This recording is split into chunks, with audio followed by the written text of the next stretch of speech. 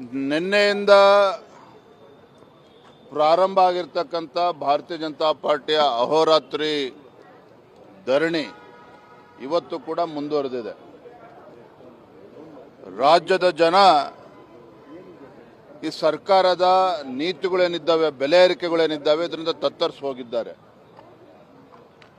ಹಾಗಾಗಿ ನಮ್ಮೆಲ್ಲ ಪಕ್ಷದ ಮುಖಂಡರು ಒಂದಂತೂ ತೀರ್ಮಾನ ಮಾಡಿದ್ದೇವೆ, ಈ ನಮ್ಮ ಹೋರಾಟ ಬೆಲೆ ಏರಿಕೆ ವಿರುದ್ಧದ ಹೋರಾಟ ಇರ್ಬೋದು, ಮುಸಲ್ಮಾನರಿಗೆ ಸರ್ಕಾರಿ ಕಾಮಗಾರಿಗಳಲ್ಲಿ 4% ರಿಸರ್ವೇಷನ್ ಕೊಟ್ಟಿರ್ತಕ್ಕಂಥ ವಿಚಾರ, SCP, SP, TSP ಹಣವನ್ನು ದುರ್ಬಳಕೆ, ಇವೆಲ್ಲವನ್ನು ಕೂಡ ರಾಜ್ಯದ ಜನರ ಮುಂದೆ ತೆಗೆದುಕೊಂಡು ಹೋಗಬೇಕು.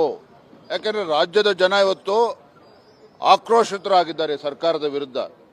ಹಾಗಾಗಿ ಇವತ್ತು ನಿನ್ನೆ ದಿನ ಪ್ರಾರಂಭ ಆಗಿರ್ತಕ್ಕಂಥ ನಮ್ಮ ಹೋರಾಟ ಏಪ್ರಿಲ್ 7ನೇ ತಾರೀಕು ಮೈಸೂರಿನಿಂದ ಪ್ರಾರಂಭ ಆಗ್ತಕ್ಕಂಥ ಜನಾಕ್ರೋಶ ಯಾತ್ರೆ ಮುಖೇನ ರಾಜ್ಯದ ಪ್ರತಿಯೊಂದು ಜಿಲ್ಲೆಗೂ ಕೂಡ ತಲುಪ್ತೇವೆ.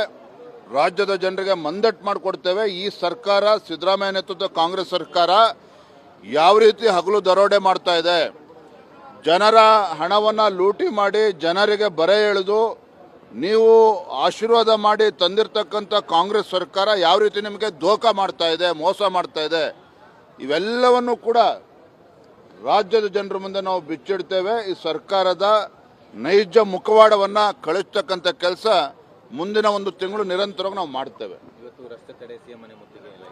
ಎಲ್ಲವೂ ಕೂಡ ಕೂತು ತೀರ್ಮಾನ ಮಾಡ್ತೇವೆ. ಎಂಥ ಬಂಡರಿದ್ದಾರೆ ನೀವು ಕೂಡ ಆಲೋಚನೆ ಮಾಡಿ. ಅಂದರೆ ಅಹಂಕಾರದ ಮದ, ದುರಹಂಕಾರದಿಂದ ಯಾವ ರೀತಿ ನಡ್ಕೋಬೋದು ಅನ್ನೋದಕ್ಕೆ ಇದು ಮತ್ತೊಂದು ನಿಮಗೆ ಉದಾಹರಣೆ ಬೇಕಾಗಲ್ಲ. ಯಾಕೆಂತ ಹೇಳಿದ್ರೆ ಕಳೆದ ವಾರನೇ ನಾವು ತೀರ್ಮಾನ ಮಾಡಿದ್ವಿ, ಅಹೋರಾತ್ರಿ ಧರಣಿ ಮಾಡಬೇಕು ಅಂತೇಳಿ ಪತ್ರಿಕಾಗೋಷ್ಠಿಯಲ್ಲೂ ಕೂಡ ನಾವು ಹೇಳಿದ್ದೇವೆ. ರಾಜ್ಯದ ಜನತೆಗೂ ಕೂಡ ಗೊತ್ತಿದೆ. ನಿನ್ನೆ ನಮ್ಮ ಅಹೋರಾತ್ರಿ ಹೋರಾಟ ಪ್ರಾರಂಭ ಆಗ್ತದೆ ಅಂತ ಹೇಳಿದ್ರೆ, ಮೊನ್ನೆ ಸಂಜೆ ಇವತ್ತು ಡೀಸೆಲ್ ಮೇಲೆ 2 ರೂಪಾಯಿ ಹೆಚ್ಚಳ ಮಾಡ್ತಾರೆ ಅಂತ ಹೇಳಿದ್ರೆ ಇದು ಅಹಂಕಾರ ಅಲ್ಲದೆ ಮತ್ತಿನ್ನೇನು, ದುರಹಂಕಾರದ ನಡೆ ಅಂತ ಹೇಳಿದ್ರೆ ಮತ್ತಿನ್ನೇನು ಹೇಳಕ್ಕೆ ಸಾಧ್ಯನವಾಗಿದ್ರೆ. ಅರೆ ಬಡವರು ಇವತ್ತು ಕಂಗಾಲಾಗಿದ್ದಾರೆ. ನೀವು 2 ರೂಪಾಯಿ ಡೀಸೆಲ್ ಮೇಲೆ ಜಾಸ್ತಿ ಮಾಡಿದ್ರೆ ಎಲ್ಲ ಸಾಮಾನ್ಯ ಜನರು ಬಳಸ್ತಕ್ಕಂಥ ಪದಾರ್ಥಗಳ ಒಂದು ದರ ಆಕಾಶಕ್ಕೆ ಇರ್ತದೆ. ರೈತರಿಗೆ ತೊಂದರೆ ಆಗ್ತದೆ. ರೈತರು ಟ್ರ್ಯಾಕ್ಟರ್ಗೆ ಡೀಸೆಲ್ ಉಪಯೋಗಿಸ್ತಾರೆ, ಹೊಲ ಗದ್ದೆಗಳಲ್ಲಿ ಮೋಟ್ರಿಗೆ ಡೀಸೆಲ್ ಉಪಯೋಗಿಸ್ತಾರೆ. ನೀವೇನೋ ಭಾಳ ನನಗೆ ದುರಂತ ಅಂತ ಹೇಳಿದ್ರೆ ಸಿದ್ದರಾಮಯ್ಯನವ್ರ ಬಗ್ಗೆ. ಯಾಕೆಂತ ಹೇಳಿದ್ರೆ ಇವತ್ತು ನಮ್ಮ ಬಸವರಾಜಣ್ಣ ಎಲ್ಲ ನಮ್ಮ ಮತ್ತಿಮೋಡಿ ಎಲ್ಲರೂ ಕೂಡ ಇದ್ದಾರೆ.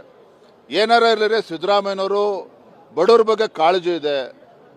ಸಮಾಜವಾದಿ ಹಿನ್ನೆಲೆಯಿಂದ ಬಂದಿರತಕ್ಕಂಥ ಒಬ್ಬ ಮುಖ್ಯಮಂತ್ರಿಗಳು, ಒಬ್ಬ ಅನುಭವಿ ಮುಖ್ಯಮಂತ್ರಿಗಳು ರಾಜ್ಯದಲ್ಲಿದ್ದಾಗ ಬಡವರಿಗೆ ಅನ್ಯಾಯ ಆಗೋದಿಲ್ಲ, ರೈತರಿಗೆ ಅನ್ಯಾಯ ಆಗೋದಕ್ಕೆ ಸಿದ್ದರಾಮಯ್ಯನವ್ರು ಬಿಡೋದಿಲ್ಲ ಅಂತೇಳಿ ನಾವು ಭಾವಿಸಿದ್ವಿ. ಆದರೆ ಅದು ಏನಾಗಿದೆಯೋ ಗೊತ್ತಿಲ್ಲ. 2ನೇ ಬಾರಿ ಮುಖ್ಯಮಂತ್ರಿ ಆದಮೇಲೆ ಒಂದು ರೀತಿ ಆನೆ ನಡೆದಿದೆ ದಾರಿ.